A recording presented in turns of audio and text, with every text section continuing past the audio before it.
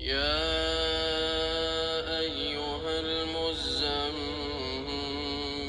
قم الليل إلا قليلا نصفه أو انقص منه قليلا أو زد عليه ورتل القرآن ترتيلا إنا سنلقي عليك قولا ثقيلا إن ناشئة الليل هي أشد وطئا وأقوم قيلا إن لك في النهار سبحا طويلا واذكر اسم ربك وتبتل إليه تبتيلا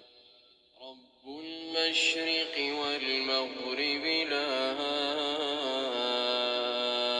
إله إلا هو فاتخذه وكيلا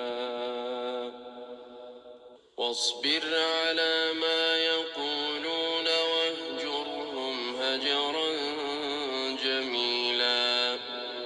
وذرني والمكذبين أولي النعمة ومهلهم قليلا إن لدينا أنكالا وجحيما وطعاما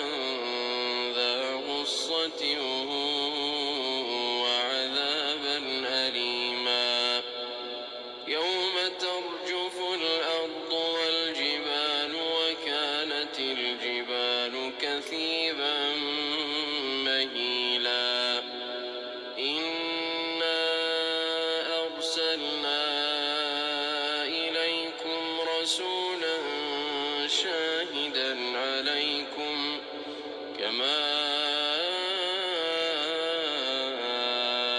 أرسلنا إلى فرعون رسولا فعصى فرعون الرسول فأخذناه أخذا وبيلا فكيف تتقون إن كفرتم يوما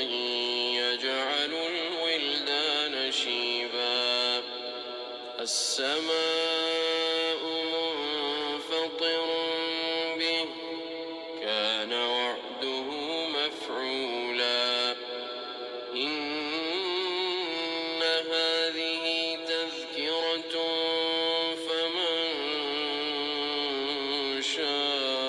شاء اتخذ إلى ربه سبيلا إن ربك يعلم أنك تقوم أدنى من ثلثي الليل ونصفه وثلثه وطائفة من الذين معك والله يقدر الليل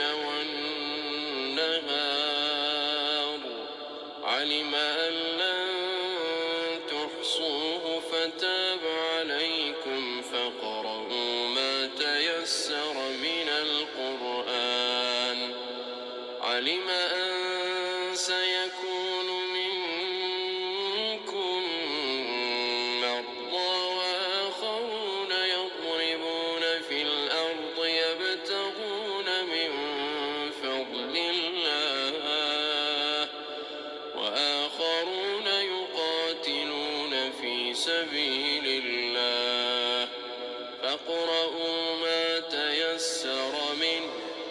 وأقيموا الصلاة وآتوا الزكاة وأقرضوا الله قرضا حسنا